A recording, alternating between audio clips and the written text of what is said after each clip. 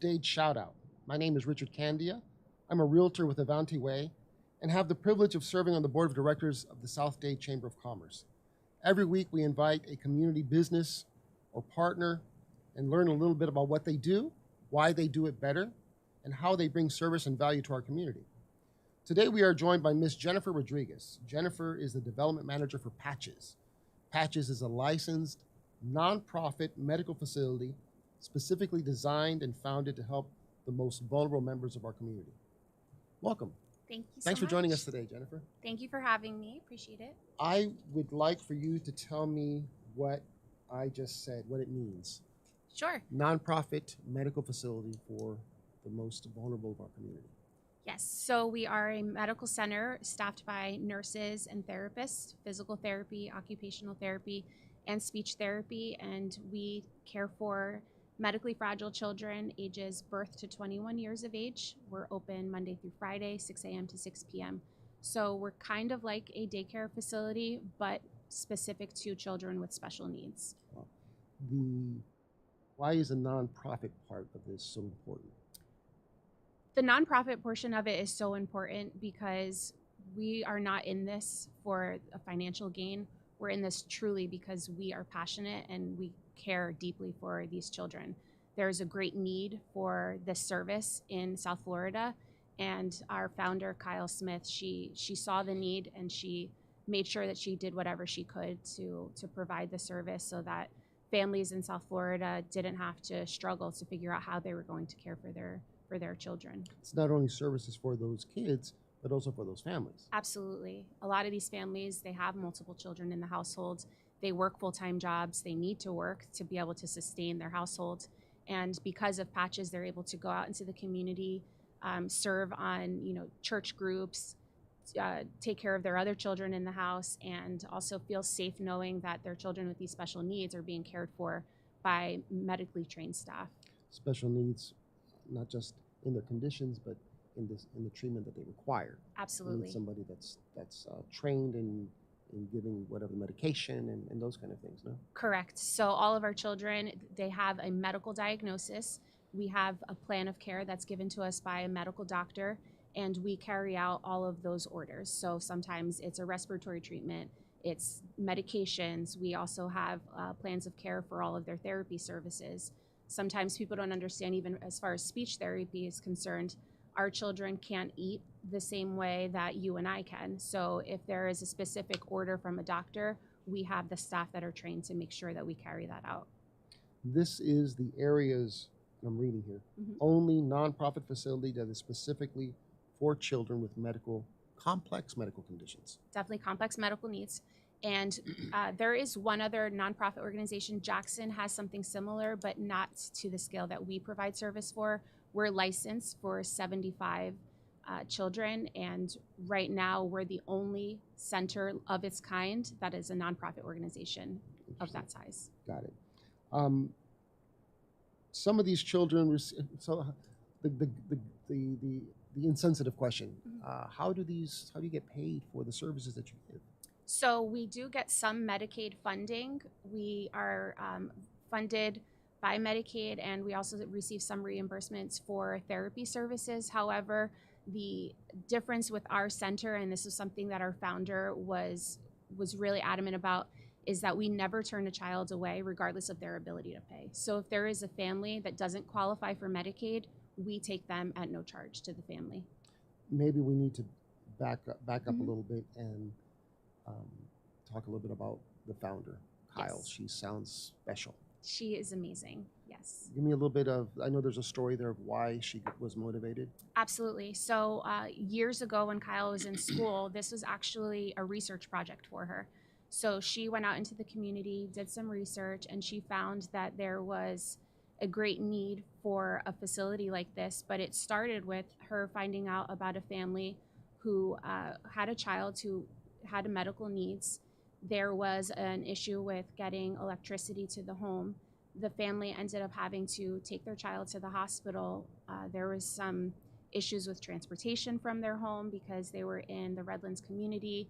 And by the time the family got their child to the hospital, the child had passed away. Oh, no. Yeah, so that was something that obviously broke her heart, Kyle's heart, the founder, and she, ended up finishing her project for school, but she also saw that if she walked away from this problem without trying to make a change, she was going to be part of the problem.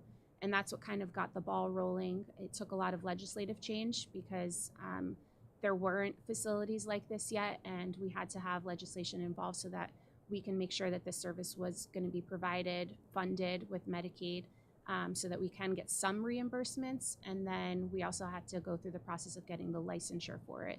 So it was definitely a long, drawn-out experience for her, but here we are today, and it's been since the early 2000s, and we're still here. So as a community, we didn't even know we needed patches. Correct. Until she came along and said, hey. Yes.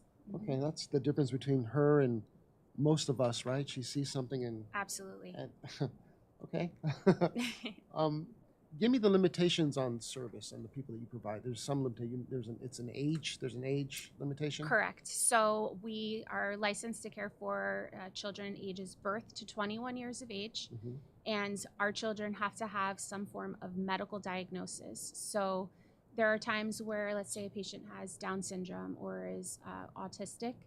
That's not enough for them to come to our center. They also have to have medical need and diagnosis. There is a process for which the patients are able to come to us. We have 2 registered nurses who are part of our intake coordination, and they would speak with the parents.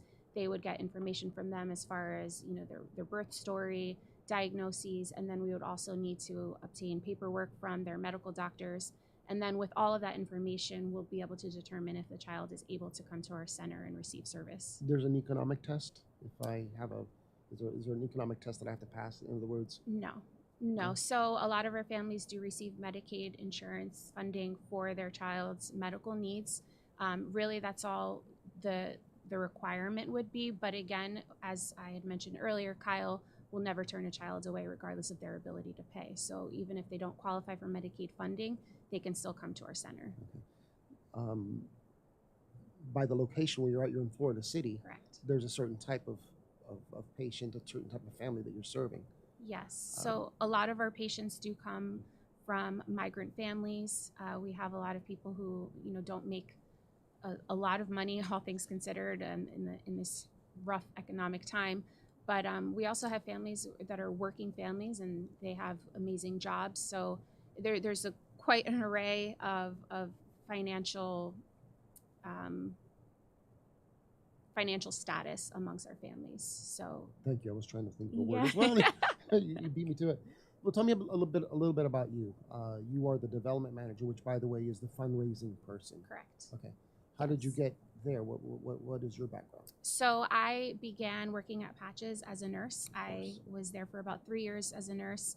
I worked in the baby room. We have different rooms, baby room, waddler room. They're kind of our almost walking age children. We have a sensory room of children who are mostly bedbound or wheelchair bound. And then we have a toddler room for our older patients. So I started working there as a nurse, and then I kind of worked my way into different areas of Patches. So I assisted the director of nursing.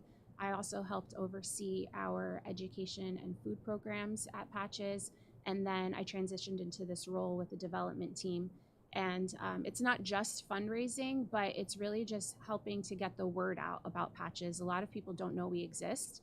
And my goal and part of my job is to help explain to the community about what we do, why we exist, and what our future plans are with the Patches Village.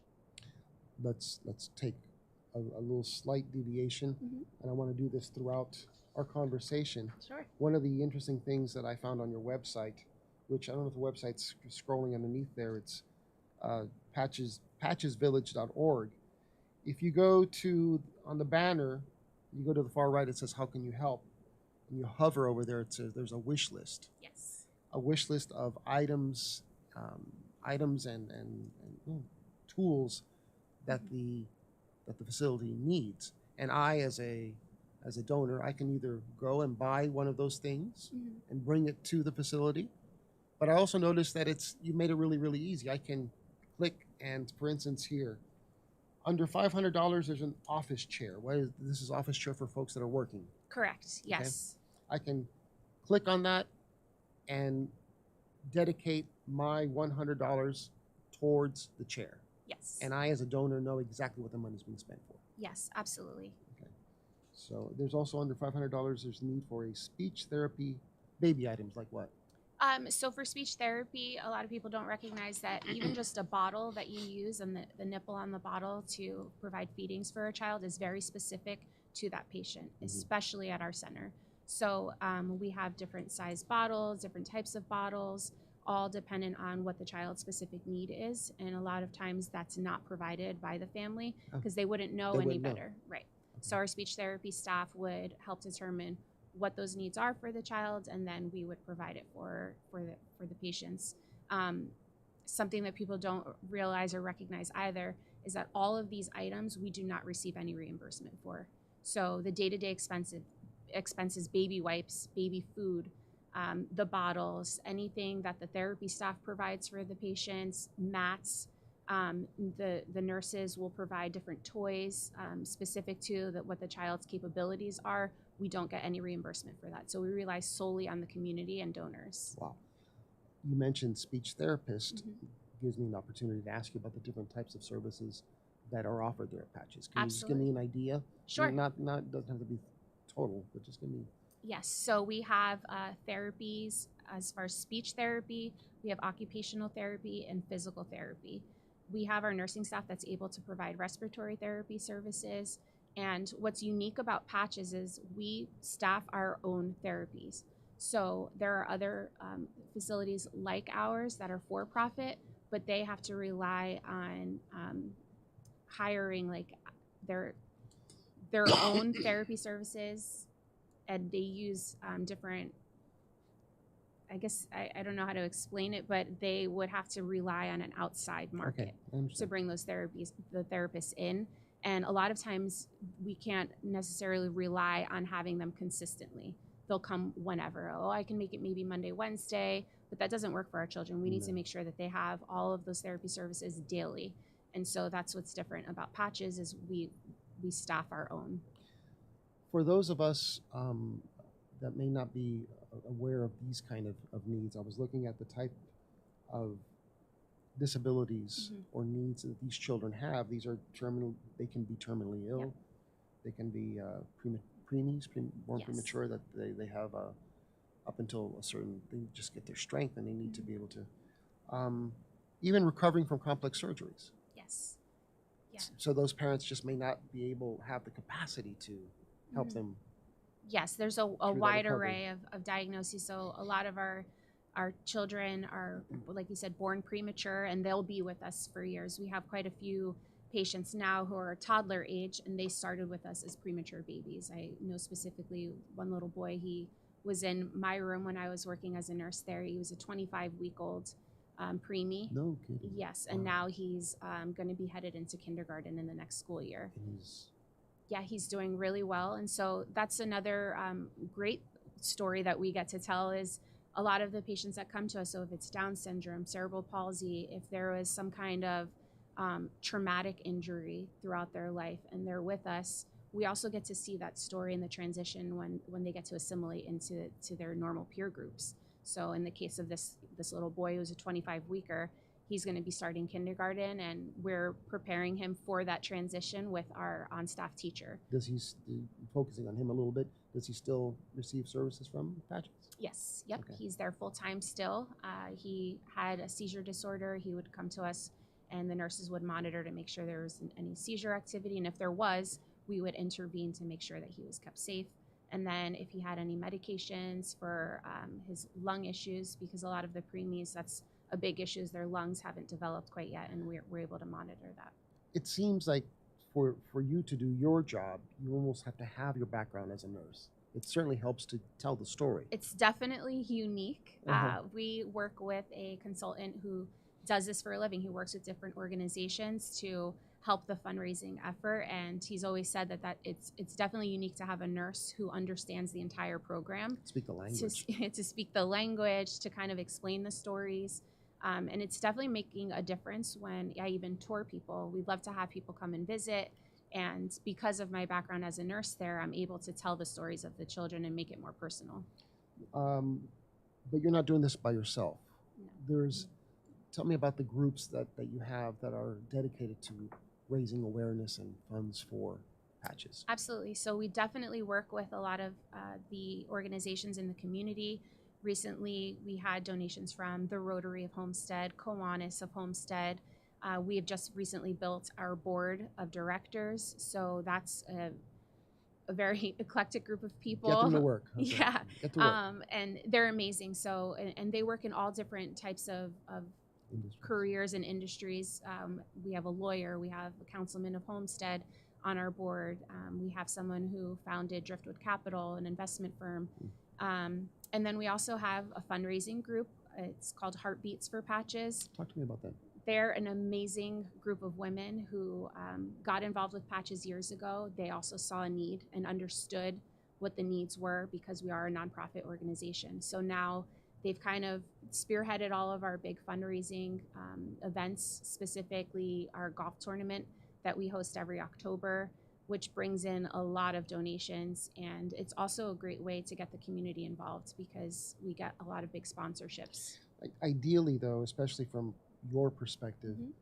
the one-time donation is great, Yeah. but I'd rather have somebody educated and aware and invested like this group of people. Absolutely. And to come back and to at least check up with you. Thank you for that. Give me the how these kids receive the service? Do they get dropped off every day? Are they picked up? So some of our children are dropped off by a parent or a family member, and then they'll be picked up at the end of the day because we are only open for 12 hours a day. But one of the unique things about Patches is we have 4 vans that were donated to us by Ocean Reef Foundation. And we have a group of EMTs that will board these vans in the morning, 6 a.m. Our drivers will take them out. We pick up the children. The EMTs are able to capture vital signs and any changes in their status and sit with them on the van until they're dropped off. And then the same routine in the afternoon. EMTs will get vitals, make sure all the children are stable, and then they get dropped off. These vans are owned by Patches, so Yes, you're they responsible for currently the are. upkeep and all that kind of thing. I didn't see anything about the vans on the wish list, by the way. Yeah. I didn't. By the way, going back to the wish list, everybody, in the $1,000 plus category, pediatric exam tables. Yes. I think that it sounds pretty obvious, no? It does sound obvious, but a lot of times we get donations of just a small exam table for a baby, which is great. We absolutely can use that, but we also need bigger exam tables because we do service children up to 21 years of age. So a larger child, we need a larger exam table for, and they can be pretty costly. So you're going to come back towards the end of the year when people need to make their donations? Yeah. And we're going to go through the wish list because it's really, really easy. Talk to me then a little bit more about the good news that you received late last year. Yes. So the Patches Village is been an ongoing project and effort to kind of break ground and build a new building, a state-of-the-art building where it's going to be larger, nicer, and hopefully able to serve more children in the South Florida area. So we have 5 acres of land that was recently annexed, and now it is part of the Florida City community, and that's just going to help our efforts that much more to get this project off the ground. So we're not anywhere near breaking ground yet, which is why I've come on board as a development manager to kind of help raise the funds and spread the word into the community. But the Patches Village is well on its way, and with the land and working with architects so that we have our renderings, and we're also working with Lennar to get this project going. The aspirational goal for this facility. Give me just the moonshot of what The we would want. moonshot. Yes. So ideally, continue serving the community ages birth to 21 years of age. However, there is this gap in care for the patient who turns 22. What happens when they're 25? Where do these people go?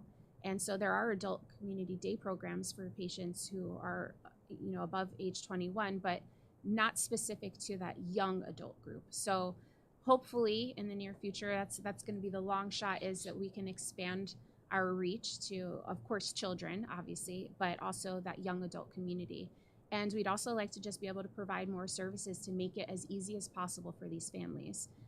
Perhaps have a pharmacy or have a pharmacy in the area that can deliver their medications directly to Patches so that we can avoid, a parent who doesn't have a car, who's working late, can't pick up meds.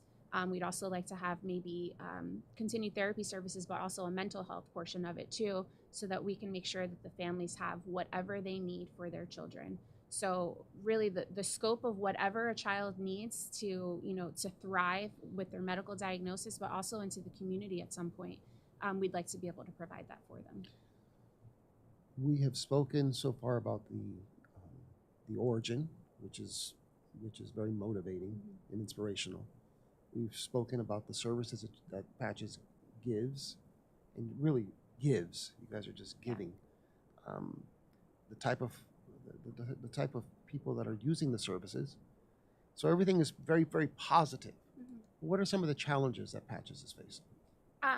Because we are a nonprofit organization, there's obviously always a financial challenge, especially given that we never turn a child away regardless of their ability to pay. So if a child doesn't qualify for Medicaid service, that's an added expense, but it's something that we find the means to handle.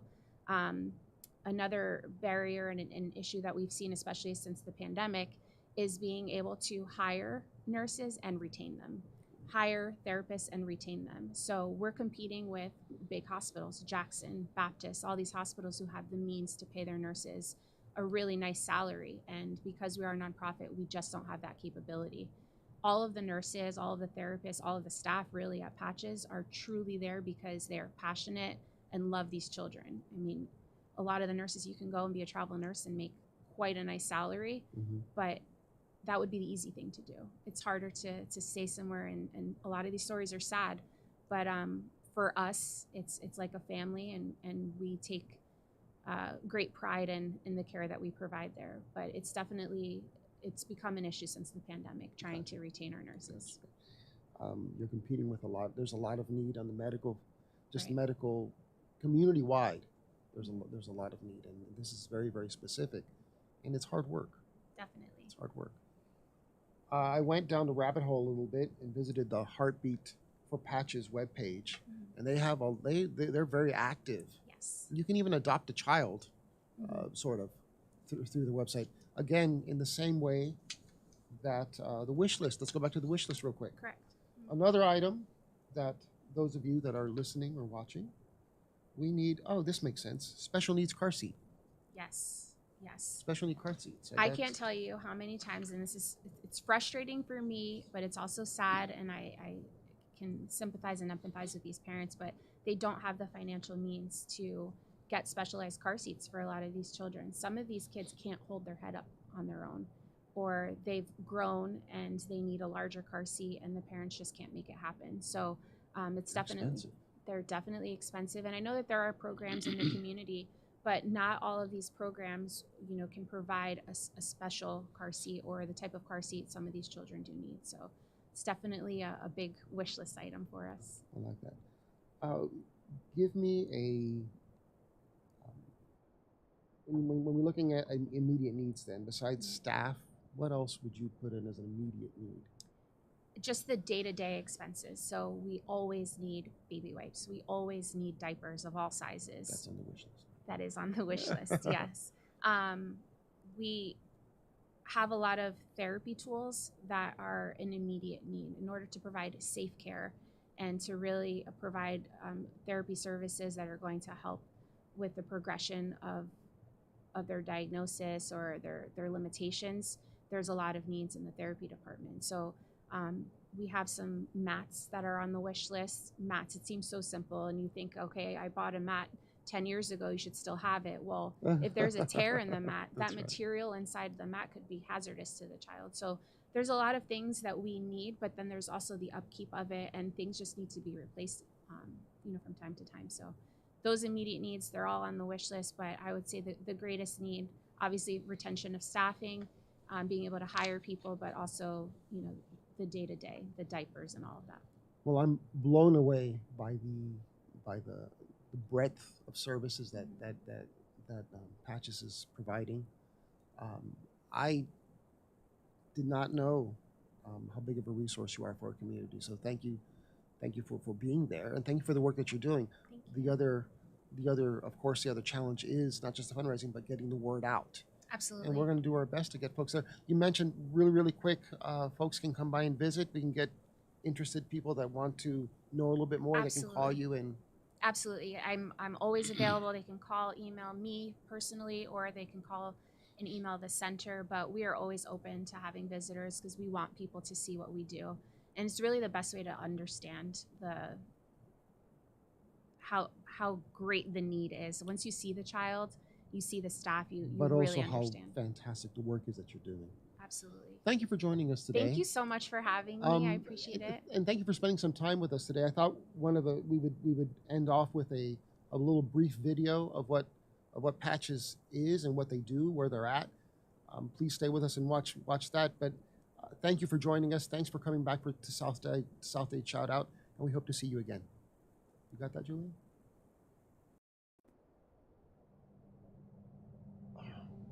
Awesome. That was good.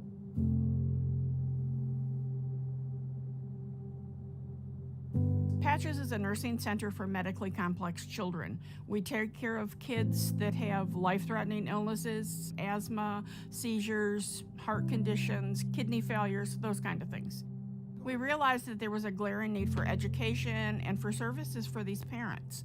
It's ongoing medical care, nursing care here that the child needs every day. And then we also have an educational component. We have a contract with Dade County Public Schools, and they provide some teaching support, but we provide our own teacher so that when the child's medical needs are met and they're ready to leave here, they're not behind their peers. Patches is a place where they are designed directly for that particular child and his health condition. So that just gives me a sense of peace. They know what to expect for the child, what to work with the child. It makes you feel safe that your child is somewhere that you feel protected. When you have a child with these types of medical needs, they almost need 24-hour-a-day care.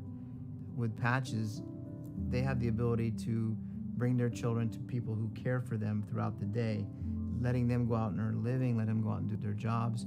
Most of our parents are low socioeconomic. A lot of them are Medicaid recipients. If they don't have Medicaid, then they're free because these services are needed. Any parent that has a child with a chronic condition needs the support, especially if they have to go to work. We're like a medical daycare. Having a child with disability, it doesn't just impact you and your child, it's like the whole family unit. If you have other kids, you're also trying to take care of their needs too. So bringing Ellie to Patches was not just like awesome because it was one place where we could drop her off and I knew she'd get all her therapies. Like it's everything in one spot.